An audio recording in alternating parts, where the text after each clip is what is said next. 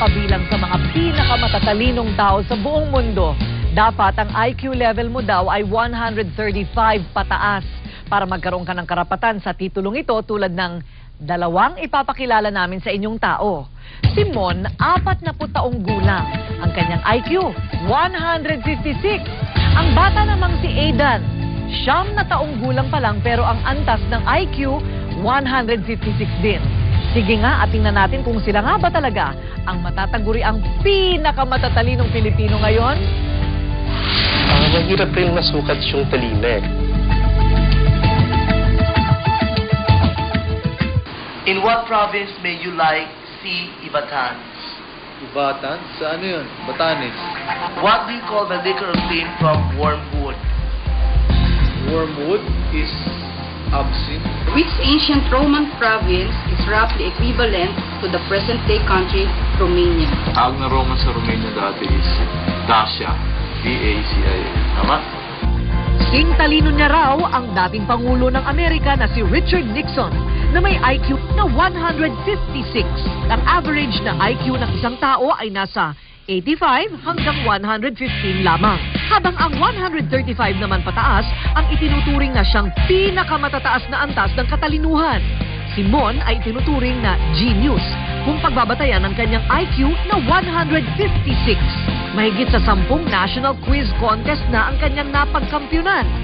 Nakasali na din siya sa mga TV game shows ng iba't ibang istasyon. At sa lahat ng ito, palaging umuuwing panalo si Mon kung hindi man ay siguradong pasok siya sa finals. Ang talino ko is yung para sa ganyan, mga trivia, mga general information. Kaya yun ang, kung saan ako magaling, yung pinukpok ko sa sarili ko.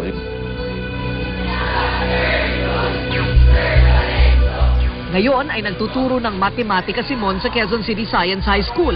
Bukod sa pagtuturo, abala din si Mon sa paggawa ng mga IQ quiz test booklets at mga crossword puzzle.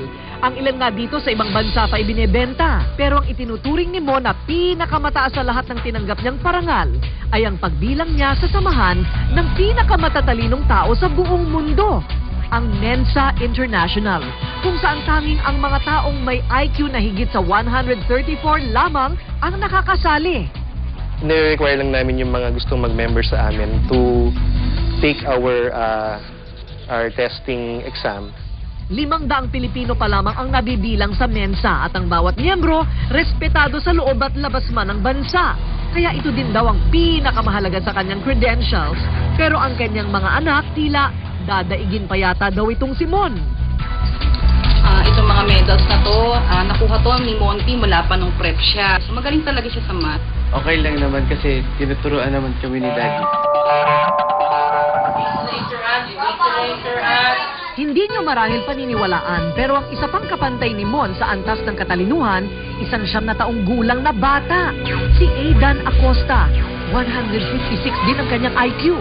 Sa ngayon, siya ang itinuturing na pinakamatalino dahil siya rin ang may pinakamataas na IQ sa lupo ng higit sa 100 gifted na bata sa Headway. Mag-take siya ng examination sa Mensa para once and for all, it can be officially determined whether he is really a gifted child. Ipinakilala namin si Aidan kay Dimpy Hasmines, presidente ng Mensa dito sa Pilipinas. Binigyan si Aidan ng isang pagsubok para malaman kung maaari siyang formal na kumuha ng eksamen sa pagiging Mensa member. Wala pang 15 minuto, natapos na ni Aidan ang sample exam at ang kanyang marka, pasado! Your score was 20 out of 30. Very good. Kita natin, he scored 20 out of 30 and it says na he has a very good score. More impressive because of his age. The biggest city of Asian Russia is Vladivostok. Ngayon, kailangang maghintay ni Aidan ng 1 buwan para sa kanyang special one-on-one examination na nakadisenyo para sa kanyang edad. Desidido naman ng 9 taong gulang na si Aidan. Capital name is Augusta. Mississippi. Mississippi, Jackson. Ipapasa daw niya ito para formal na siyang mapasama sa mga pinakamatatalino sa buong mundo. You got 20 over 30. Is that good enough for you? Yes, Mm-hmm. but I still want to improve it. That's the respiratory system. Let's train phases. First, the food goes through the mouth, then to the esophagus, then through the stomach, the liver, and the gallbladder produce the bile, while the pancreas makes enzymes.